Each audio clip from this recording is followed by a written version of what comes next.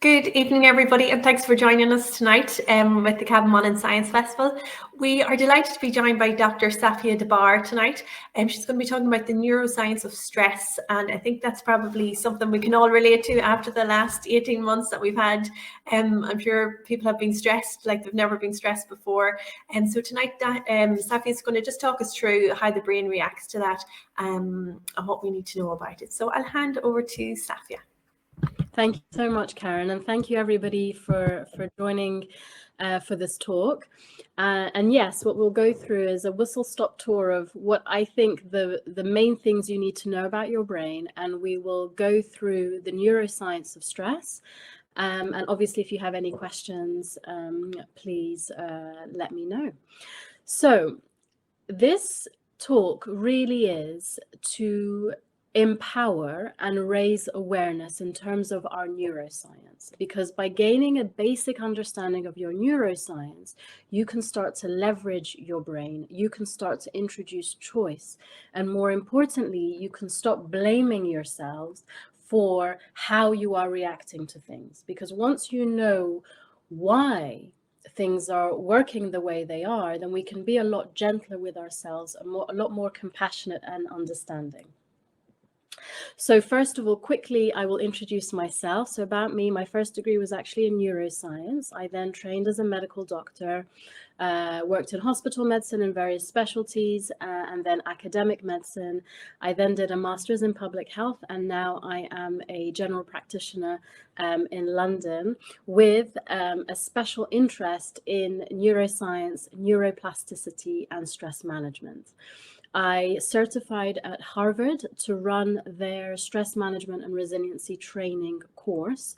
And we now know that stress is the driver for a lot. And so this is a 6 to 8 week course.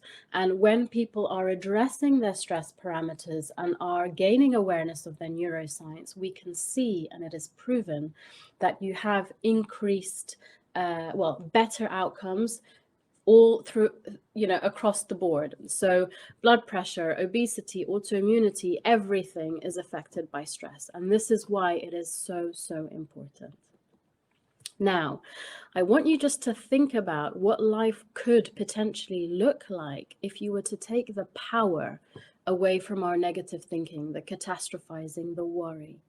What would it mean to you to believe, yeah, I can overcome my challenges? So whether you are going through any anxiety at the moment, any depression, anything at all, imagine knowing, that inner knowing of yeah, I can overcome this. Imagine being able to choose your thoughts, and imagine being able to truly access calm and presence. This is all on offer once we start to understand what is stress, how can I reframe it, and what is going on in my brain. So the definition I use in the courses I run is a very simple, takes the kind of the negative out of it, but essentially stress is a non-specific response to a demand. So if I'm picking up this teacup, that has posed a challenge, and not a big deal one, but a challenge. So then I will respond. And when I mean non-specific, I mean once a button is pressed, it's kind of either on or off. So regardless of what presses that button, it's the same response. Now, stress can be negative, as we know, but it also can be positive. It's a demand on our body. So not all stress is bad. It can help us grow. It can help us get stronger, more resilient. Importantly for this, our brain does not know the difference between a real stress, so real life or death situation, and perception, so what we think. So imagine you can set off a whole cascade, a whole stress cascade by thought alone. Now, stress is normal, it is appropriate, and it ensures our survival. The issue is if we are in a stress response for too long, if it is prolonged, or if it's too much, that can lead to wear and tear and therefore disease. So what do I mean by this? Well, the first thing I want you to consider is, what is the function of my brain? So if you were to ask yourself, without reading the slides, what is the purpose of my brain? What is it meant to do? And some people will say, well, it's to make me happy, it's to feel fulfilled. No, it's not. The main aim of your brain is survival. It will do everything to ensure your survival. Now, it is not enough that you survive on this earth all by yourself. So it's survival and perpetuation of our species. So what does that mean? It means reproduction, because otherwise we would just die out as a species. So survival, everything that leads to survival. So let's think, okay, what do I need to survive? I need to be able to hunt for food. I need to be able to gather food. What do I need to procreate the species? Well, I need to be able to be wired to connect to others, to find love, to reproduce. If I am trying to survive, I want to be vigilant and look out for the threats that may affect me. So I am primed for that survival state.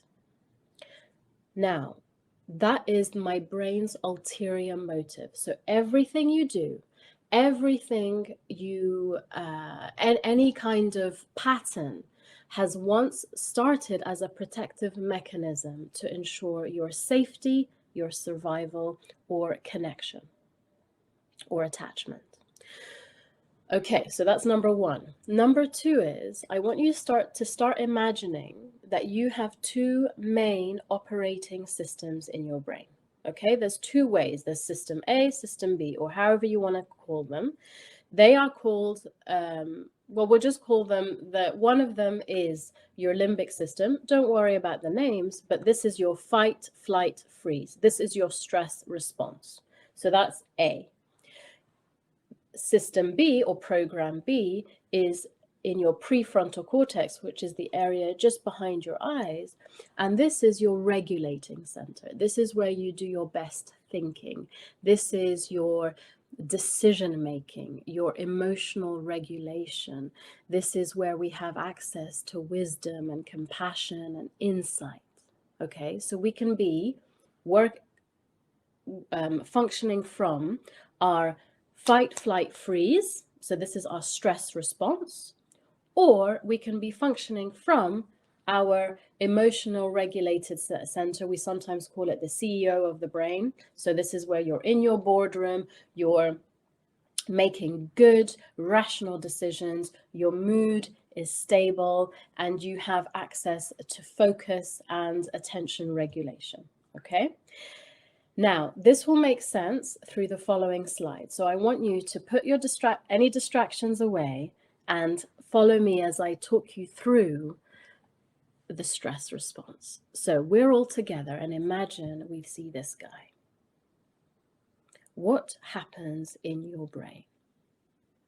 Well, first of all, you clock on there is a threat. So that threat signaling center is on. So the alarm goes off. The switch is on. It's almost like in fire brigades or in A&E, accident and emergency departments. They have either a red phone or a buzzer or anything, but the alarm starts to sound. What then happens? Your body is then deciding, am I going to fight? Am I going to run? Or am I just going to hopefully freeze and play dead if it's so overwhelming? Okay, so what do I need from my body in that instance? Well, my thinking, I need it to be catastrophic. I need it to be negative, because otherwise I'm not going to take any action. So it's, oh my God. So if I'm looking at this, at him, oh my God, I'm going to die. Oh my God, I'm going to be attacked. Oh my God, I'm going to be, so I'm catastrophizing and I'm very, very negative. I am judgmental. I'm judging him to be a threat. And for sure, I'm not going to be talking to anybody else. My senses are going to be heightened. So I'm focused on him. My hearing may go a little bit weird. My senses are heightened. Okay, my heart then needs to get ready. So my brain sends chemical messengers throughout my body. These are mainly cortisol and adrenaline and noradrenaline. Doesn't matter, but a cocktail flushes my system and it says, right, we need to get ready to move. I need my heart rate to go up because I'm going to start getting ready to run. My blood pressure has to go up. My breathing rate starts to increase, right? My gut, well, who cares about what you've just had for lunch or dinner? We don't need to digest right now, so that switches off. My muscles, the muscular tension starts to go up because I'm getting ready to run. My sugar stores have to be released because I need a lot of energy. Importantly, what happens to my immune system? So our immune system, which tackles infection and everything else. Well, my immune system is thinking, I don't need to care about cancer or autoimmunity or COVID. I'm about to die right now. So I need to make myself very, very toxic and inflammatory. I want to taste disgusting. In case he takes a bite, I don't want him to take another one. So my clotting factors, my blood starts to get thicker as well, all to prepare. My reproductive system, down-regulated. There's no way I want to have a period. There's no way I want to have a baby. There's no way I want to connect with anybody. So that's down-regulated, right? So all of this response mounts me up to then fight or to run for my life or to freeze. Even when we freeze, we're still, all of this is still happening within us. So that, ladies and gentlemen, is your stress response. It gets you ready to fight, flight, or freeze, which then will hopefully help you to survive. Okay?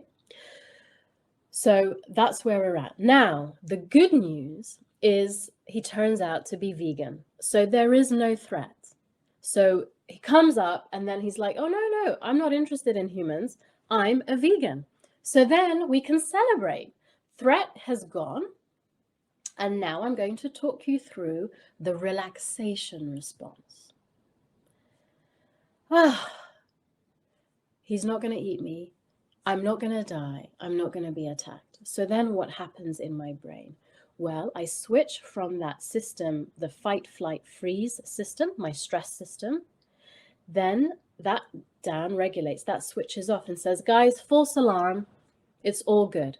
So then the other operating system in my brain, my regulating center, my prefrontal cortex, then takes charge because it is now deemed to be safe. There is no threat anymore. So what happens? The prefrontal cortex down regulates all that stress. It starts to mop everything up. So all that cortisol and all that adrenaline starts to be cleaned up. My heart rate starts to slow down. I start to breathe deeper. My muscles start to relax. I start to smile. My thinking then becomes hopeful. I want to connect with other people. I want to tell my story. Right? I'm less judgmental, I'm less negative, so I'm more positive. I have access to my higher emotional state, so I start to feel grateful that I haven't died, or I wasn't attacked. I want to start to tell people. You might want to call people, and I want to connect. I want to celebrate. What happens to my gut? It switches on. It says, right, guys, panic is over. There's no threat. Let's digest some food. Let me feel hungry again. My reproductive system switches back on. What happens to my immune system? Well, there's no more threat, so it doesn't have to be so inflammatory and angry. So what happens? It starts to think, right, we can spring clean.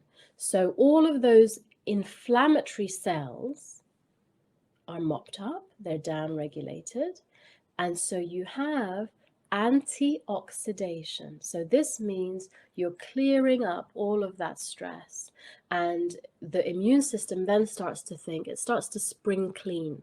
It's like if you've got a lot of time on your hands, you might think, right, okay, I've done everything else. Let me start spring cleaning. It's the same for our immune system. So it starts to get rid of any dodgy cells. It starts to fight any cancer. It removes any infections, and it starts to spring clean. So we essentially enter a state of relaxation, of repair, of growth, of rest, of digest, and of connecting, of breeding. So operating system A, when I see a threat, my body goes into fight, flight, freeze, and all of that stuff was happening. And operating system B, rest, relax, digest, and breed, which is, they cannot both be on at the same time. So we're either in one or in the other, or we're going from one to the other. Okay, so why is this important? Well, now that you know you have two operating systems, you can start to think, where am I functioning from? What are my triggers? What puts me in a stress state? And if the answer isn't life or death situation, then we don't need that whole cascade to happen. Now, knowing that because we are humans, we have the ability of knowing what we're thinking in comparison to animals, I can trigger that whole cascade without that tiger. The tiger for me may be an email, or maybe something else at work. But imagine I'm flushing my system. I'm increasing my blood pressure, my heart rate, my muscular tension. I'm down-regulating my immune system. I'm switching off my gut, all because of an email, because I have perceived it as threatening. So this is huge. And I want to talk you through the stress cycle. Now, you may be thinking, oh my God, I think I'm in fight, flight, freeze this whole time. But actually, stress is not all bad. And I will explain to you why. Now, from this simple curve, if you take your baseline, okay, so there's the baseline, and then our response is on the y-axis, okay. There is a stressor. It triggers a response. So like the tiger coming, I will respond, okay. So you go up in your cycle, there's activity. Then you realize, no, it's cool, he's vegan. So then you come back down and you hit your baseline. You have just completed a stress cycle. It's all good. So imagine a washing machine. If you put a load in, you press start, the washing machine does its thing, you allow it to stop, you take out the washing, and you repeat the next day. That washing machine will last you years because you're using it properly and you're allowing it to complete its cycle. Now, if you come to me and you see how I use my washing machine, I just shove everything in, I press start, I just allow it just to start slowing down so my fingers don't get chopped off. I take it out and then I push in another load and I keep going like that. What happens to my washing machine? It starts to leak, it starts to blink, the lights start to go, and ultimately it just burns out. Same washing machine, same load, but I'm using it differently. So think about completing your stress cycles. That is more important than the actual stressor. Now, especially given the pandemic, given what we're going through, given the change, given the grief, given everything, we have all been up in stress. But if we are able to release that, and not necessarily release the stress because it's still going on, it's unprecedented, there is huge uncertainty. So I'm not saying, oh, it's fine. I'm saying if you are able to increase your relaxation response, then you can buffer that stress and complete your cycle.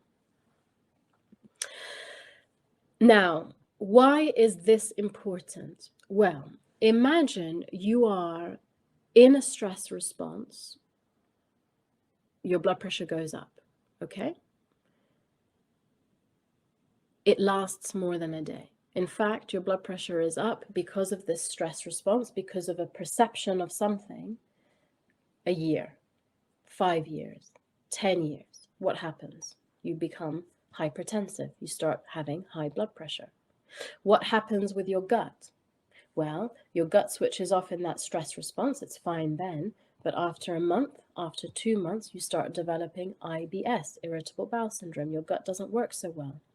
Your muscles, over time, we start getting injuries and musculoskeletal stuff, tension, back pain. What happens to my brain if I'm thinking negative because I'm perceiving a threat? And if I'm catastrophizing and thinking, oh my God, there's something bad is going to happen, I start to develop depression, anxiety over time. These patterns, these ways of thinking start to become habits. Once they're habits, it's easier for that to become the norm. What happens to my reproductive function? Well, loss of libido. I might not feel like connecting with others or having sex. I might have fertility issues. My cycle may be messed up. What happens to my blood sugar? Well, if I'm feeling a threat all of the time and I'm releasing all this sugar all of the time, over time, I may become diabetic. And then my immune system. What happens if it never is given the opportunity to spring clean? What happens if it's always on high alert, thinking about the threats? I feel tired all the time. I may get recurring infections. I may develop cancer or autoimmunity. So this is not to freak anybody out, but this is just to show you the link between inflammation, our stress response, and disease further down the line. What is meant to protect us in the short term is good for us. But if we continue and if we are in a state of stress without recovery, right? So if I'm not allowing that washing machine to slow down, stop, have a break before putting in another load, then that will accumulate and accumulate and accumulate and lead to wear and tear in the form of everything. So again, no need to panic. This is where we can start to take charge and start to take ownership of everything. But it's just to show you that very, very strong link between the two. So deep breaths. Okay, this is useful, hopefully useful knowledge for you, because now you can start to think, okay, how can I become more aware of this? What am I feeling? How am I reacting? And slowly, slowly, we start to work towards improving that stress cycle. So I just wanted to go through 3 main things that I think you need to know about your brain so that you can kind of go easier on yourself. Now, we all have something called the reticular activating system, or the RAS. Words or nomenclature doesn't matter, but I want you to see this as your lens. This is how you see the world around you. This is your filter. Your brain can't take in absolutely everything that you are experiencing, right? So what it starts to do is it starts to think, well, that doesn't matter, that doesn't matter. So dependent on my filter, I will deem certain bits of information or certain things that I see as irrelevant to me. Okay, so it will help me focus on what I think I should focus on. I'll give you an example. If I ask you how many red cars are on your street, or how many trees are on your street, you may say to me, Safia, I don't know. And why is that even important? And you're right. But now that I've asked you that question, maybe you'll go out today and you'll notice more red cars, because I have just focused, I've just put something on your radar to ask you, how many red cars do you see a week? That was previously completely irrelevant, but now don't be surprised if you start noticing red cars or if you start counting trees. It's because I have focused your lens. If we, through various factors, so if our primary caregivers gave us a certain lens, our life experiences gave us a certain lens, then we will start to focus on that. So if we are primed for more negative stuff, how the world is unfair, how bad things happen to me, how I don't know, there's not enough of something, or that I'm not good enough, then my lens will focus on that. The rest, so stuff that may prove the opposite, I disregard. So it's literally like having binoculars or a lens, and you're just basically focusing on a specific area. You're discounting everything else that is showing you the opposite. So I want you to start to think about, what kind of lens are you using? What do you tend to focus on? Is it more positive? Is it more negative? Are you able to see the good things in your life? Are you able to feel and tap into gratitude? Or is it more negative? This is one of the major determinants of how we handle stress. Because, for example, if I have the lens of the world is unfair, then trust me, it's very easy to find all the ways to confirm that, right? Very easy. But if I think, well, the world is sometimes unfair, then it means that I will see the fairness and the justice that does happen. So it's just to give you guys to start to think of this in terms of, what is the lens that I use? Is it a wide lens? So am I seeing the whole picture, or is it very narrow? Am I focusing on the negative in particular? Okay. Number 2, we have something called the negativity bias. So this is that we are all wired and programmed to scan for threats. Because if that tiger walks in and I'm like, oh my God, I love your eyelashes, you're so beautiful, what are you? And what? Dead. I'm eaten. So by me being more judgmental, being more negative, and scanning for threats, my environment scanning for threats, I'm more likely to survive, right? Because if I judge him as a threat, then I'm more likely to stay away. This is good for us. Back in the hunter-gatherer days, it's good for us. If we scan for threats, we're more likely to survive. But it means that we are more like those scales. We have one little weight already on the negative. So this helps us. But I want you to know that, because if something negative happens, so say you go out with your friends 5 times, you have 4 amazing experiences, but one time, they say something that really upsets you. No, forget that. Imagine you go to a restaurant. You have been to the same restaurant 5 times. 4 times you've had a great meal, you felt amazing. 1 time you get the worst diarrhea and vomiting ever. Are you going back to that restaurant?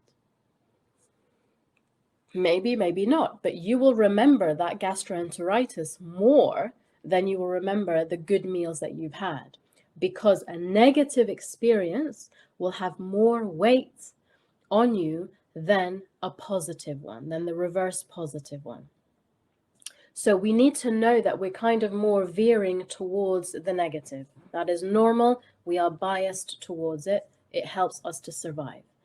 So being aware of this, it means we have to be more aware of the positive around us, because otherwise we're just going to go down the negativity route. The bias will tilt us towards that side. So if I know that this side is heavier, then I need to strengthen this side a little bit more to restore that balance. So what does this look like? It looks like focusing on the positive, trying to get into a gratitude practice so that I can start to balance up these scales. So if I start to sensitize myself and think, well, you know what? I went to that restaurant 5 times. 4 times was really good. That's 80% of the time. But because of that 20%, there is no way I'm going back. Okay, I get that. But if I focus on the good meals I've had, then the negative is just 1 negative versus 4 positives. So you then start to slowly sensitize yourself to the good.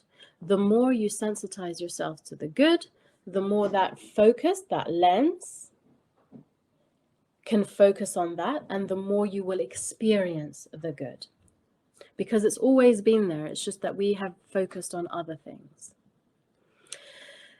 So following on for this, we have on average about 60,000 thoughts a day. 60,000 thoughts go. We are aware of some of them, but we're definitely not aware of all of them. 80% of those are negative. And 90% of those are repetitive. So we tend to think the same things again and again and again and again. So I want you to know this about yourself and stop beating yourself up. Stop being like, ugh, I wish I could just think differently. You're not wired for that, right? You have to be aware first and then start to shift the balance. That's it. So start to notice your thinking. A really great way to start to tap into this is just to start tapping into and just developing more awareness. So starting to notice, this is what I'm thinking and this is me. It's separate. I am not my thoughts. I have 60,000 of them swimming around. Most of them are negative. Most of them are repetitive. That is not me. Those are my thoughts.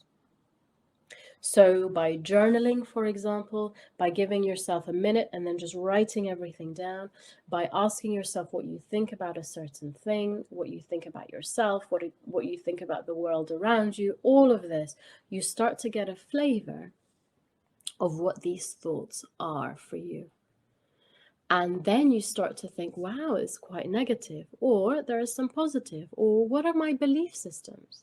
So essentially, this is just an invitation to start to get to know yourselves better and to do it from a position of strength. So I know that I will be more negative, and that's okay because that can save my life. So I don't need to question why I'm negative. I know why. It's to survive.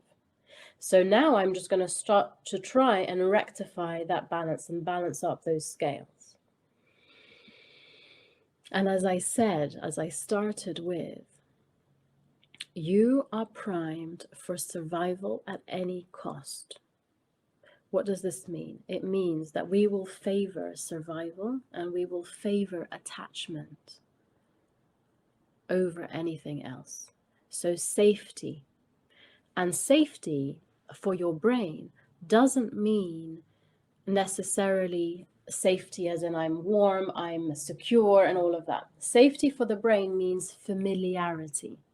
So what your brain already knows is safe, even though that might be painful for you. So for example, if you are in a toxic relationship dynamic and you feel that you are stuck, it is because even though it's painful, your brain knows that pattern. It knows it. It's familiar. It knows that an argument's going to happen and then this is going to happen. You might get hit. You might get this. It knows it.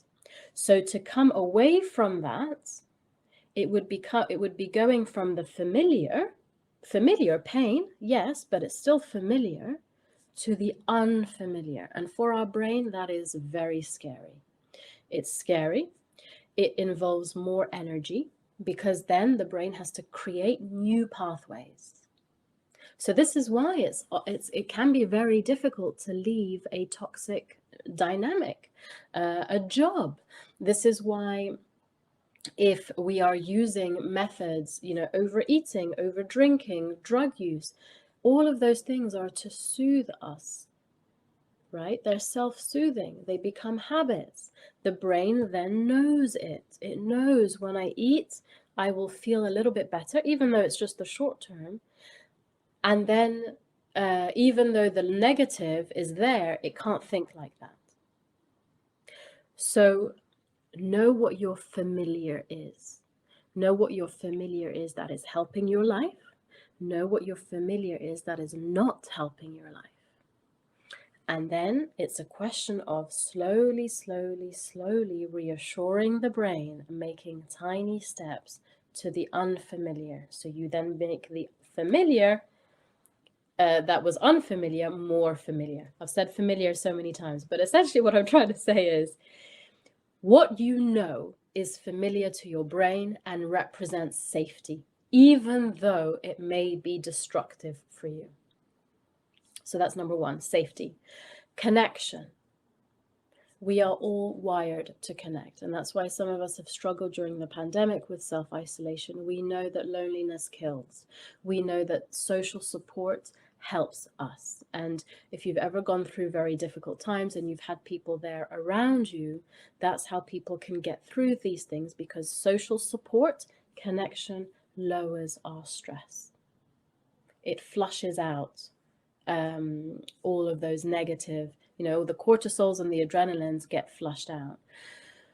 So you may not change anything at all, but work on your social support networks and connection with others, and you will automatically improve the impact of stress on you.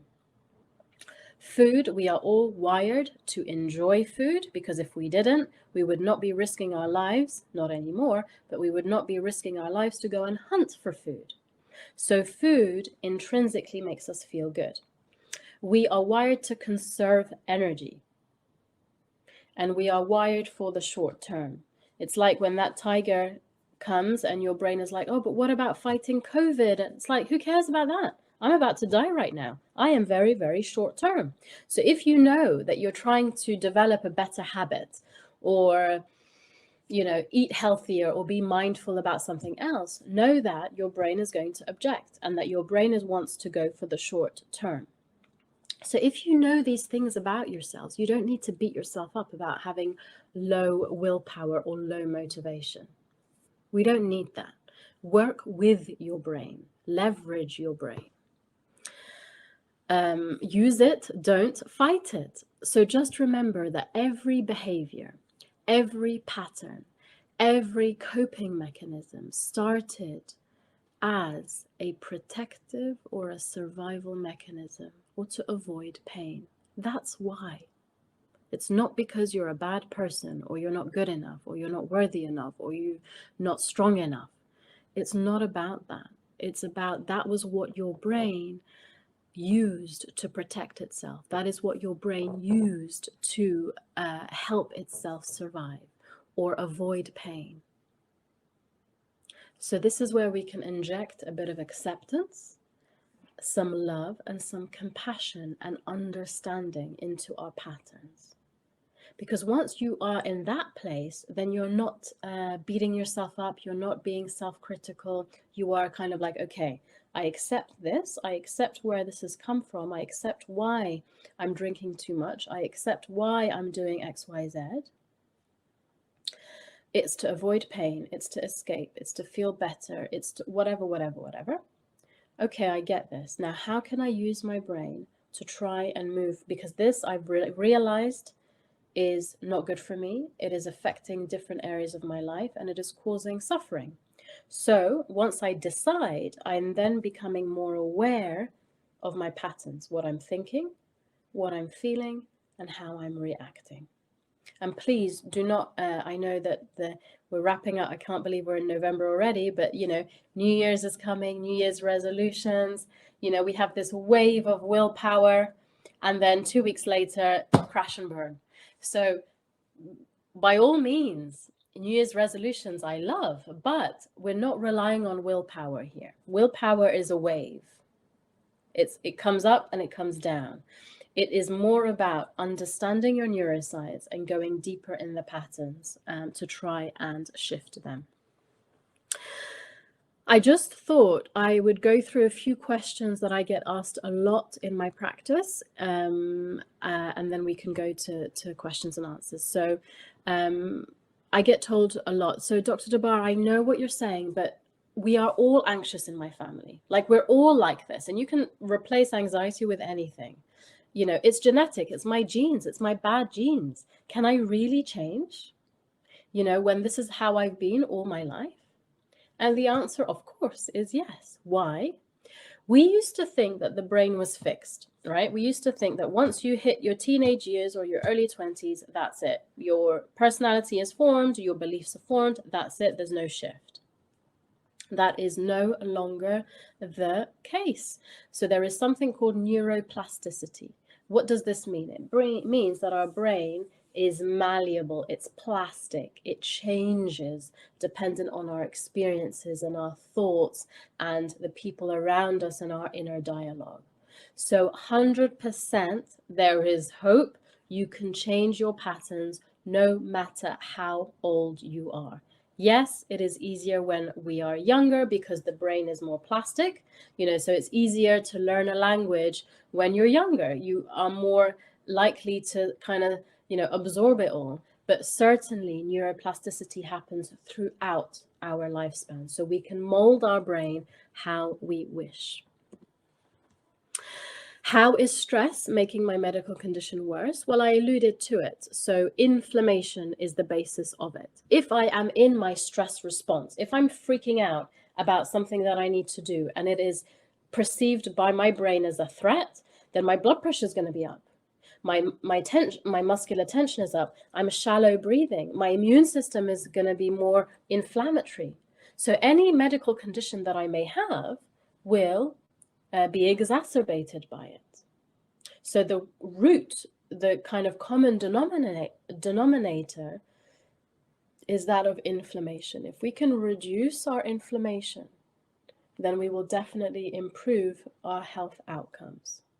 So that looks like all the relaxation strategies. So the breathing, getting out into nature, walking, movement, positive thinking, true gratitude, social support, breath work, good nutrition, hydration, sleep. Sleep is your main rest, repair, and reboot. So all of those things, remember the curve, we're not touching the up part, but if we can help that washing machine complete its cycle, doesn't matter how many clothes we've put in, doesn't matter the stress, if we can help it complete its cycle slowly, slowly, slowly, and allow it to have a rest before shoving in the next load, then that washing machine will last us much, much longer. I also get asked, I just can't switch off. I've tried meditation, I just can't do it. How can I learn to relax? And I always answer and I always say, no brain is immune to the effects of relaxation. And I'm not talking bubble baths and, although they're lovely, I'm talking active relaxation. I'm talking using your breath. I'm talking movement. I'm talking meditation, mindfulness, all of these different parameters. What do? They get you in your prefrontal cortex. They get you from operating system regulation. So automatically everything calms down. And you can ask yourselves, if you've not slept, if you are dosed up with caffeine, if you haven't drank enough water and you haven't moved and you haven't talked to people that you love, life is going to be that much harder. Whereas if you simply hydrate and sleep and do something you love and take some time out to rest and breathe properly, life is a lot easier. So it's not about the stress per se. It's about the relaxation response and strengthening that so that the curve is a lot easier. But it all starts with awareness. Now, the Harvard Smart Course gives you these principles, okay? So this is a really good way of starting to approach your healing and your stress management. So number one is, I want you to focus on, okay, how can I increase my relaxation response? Breath work, meditation, gratitude, all these different types of things. Visualization, reliving memories that you love, that kind of thing. That's number one, pillar number one, if you're wanting to do anything. Pillar number two is awareness. Okay, what is going on? What am I thinking? What am I feeling? What am I doing? What are my emotions? And then you get to pillar number three, which is, okay, how can I change? What are the perspectives? How can I shift my mindset? How can I improve things? But the first step is regulating our nervous system, is increasing relaxation, because it then means that everything else is so much easier. And that brings us to the end. Thank you so much for your attention. I hope that you got some use from this talk.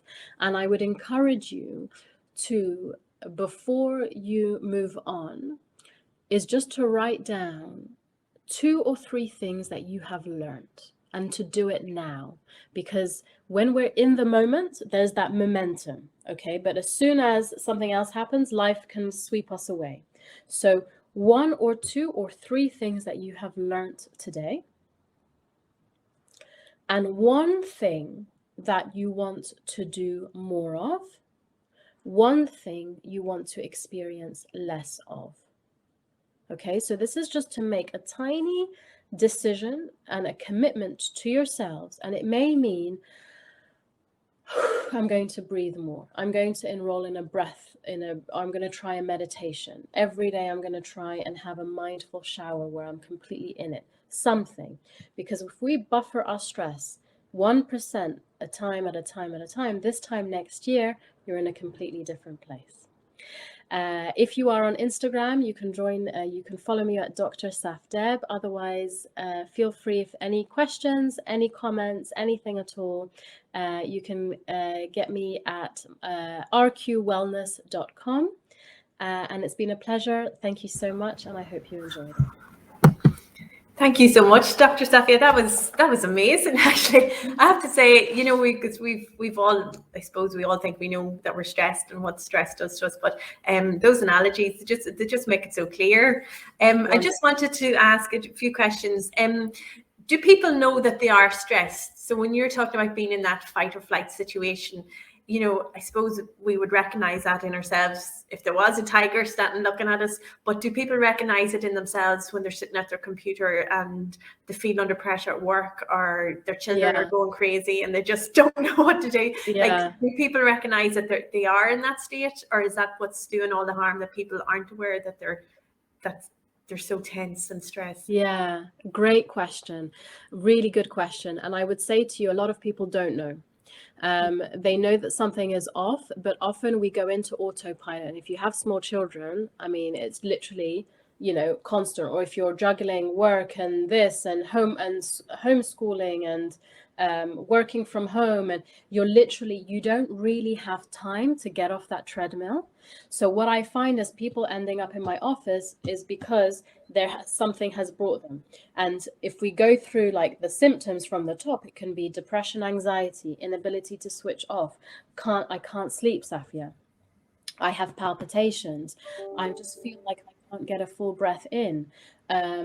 Anxiety, panic attacks, muscular tension, all of those things I've listed are due to the effects of stress, but we may not know it. So if we are in a flight, we may just be more impatient, or so it's time to take stock. And I think the pandemic has forced us to, but it can manifest. And so a lot of people won't say to me, I think I'm in a hypervigilant state because I'm in my stress cascade. I don't hear, but what I hear is I can't sleep.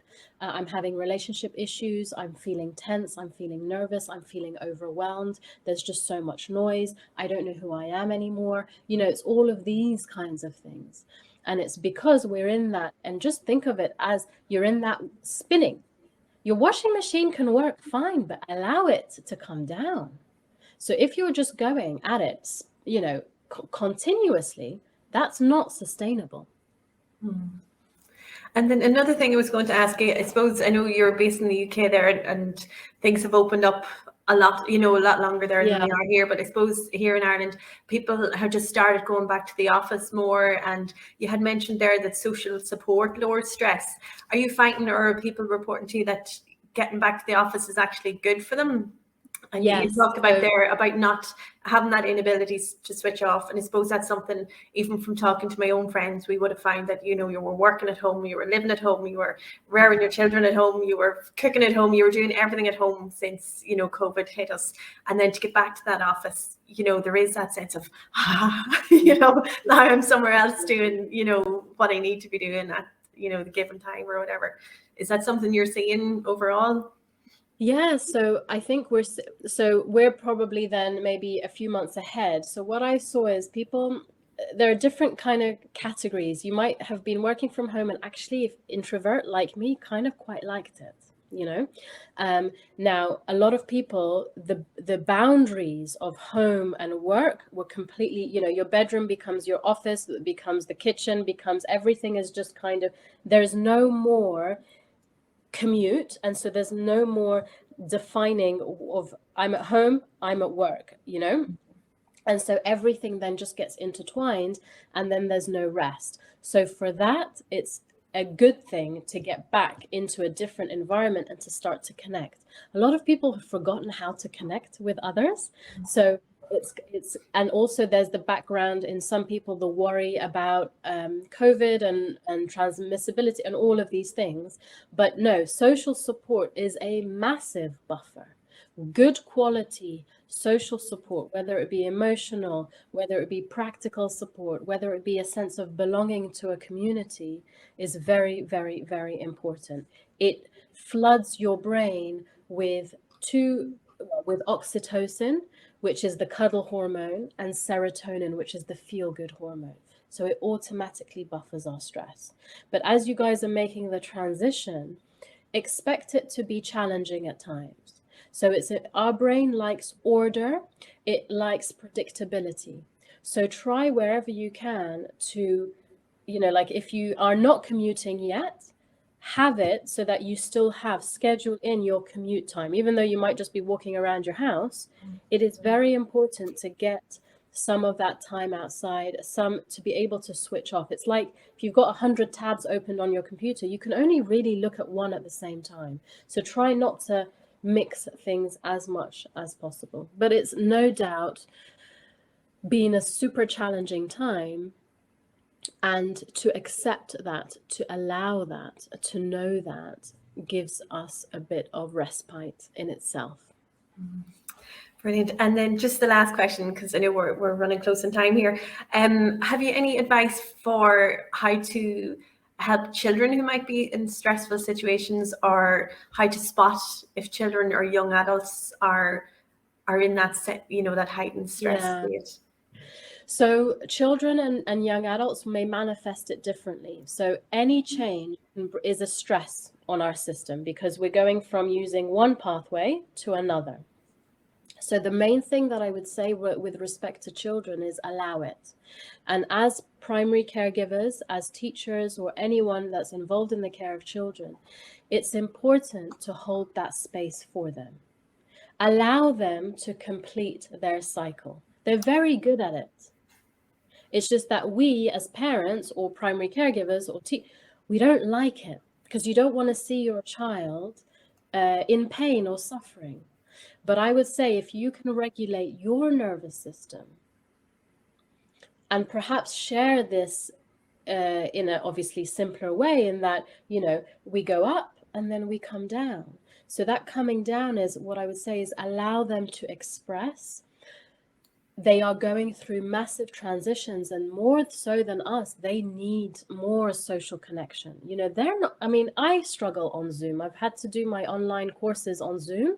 It's fine, but I was just thinking 10 hours a day on Zoom, I would struggle with it, let alone a 7-year-old or a 15-year-old. So it's just to allow that change to happen, to give them the support, and I would say get them outside as much as possible, but talk to them about their emotions, never invalidate. So if it's, I'm feeling like this, I get it, I understand, tell me about it. So encourage them to move through that cycle. And how do they move through? Talking about it, expressing it, because then it's not then stuck.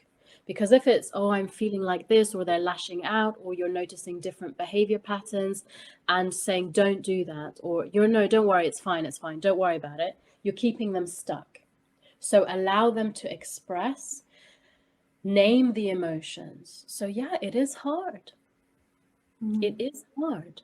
And if you feel that you are needing help, reach out for help. There are lots of organizations, there are therapists, there are lots, mindfulness things. Tapping is a great way. Meditation is a great way, and any mindfulness things, but allow them to complete their cycle. Hold space, regulate your nervous systems, because they will feed off the adults' nervous systems, and just allow it, because then they can nicely move through that cycle. Brilliant. Look, I think we leave it there. You've covered a huge amount. I think we're all off to check our washing machines now and make sure we're not overloading. Yeah. That was really, as I said, just truly fascinating and so well put, Dr. Safia. It just really was just so well put. So thank you very much. Not at all. And just for everybody that's watching in, so we're at the start of our Science Festival. There's plenty more to come this week. Dr. Safia had mentioned there infertility problems, maybe if you're stressed. So we are looking at the science of fertility with the Marion Clinic on Wednesday. If you feel that you are feeling a little bit down or anxious or depressed, we have a professor from Trinity College looking at the science of happiness and strategies that you can implement to make yourself feel happier. So there's lots of other relevant bits and pieces of information coming up across the week. So we hope to see you at some of the other events. And all that's left for me to say is, Dr. Safia Debar, thank you so much. Truly enlightening session, and we'd love to talk to you again soon. Always. Thank you so much.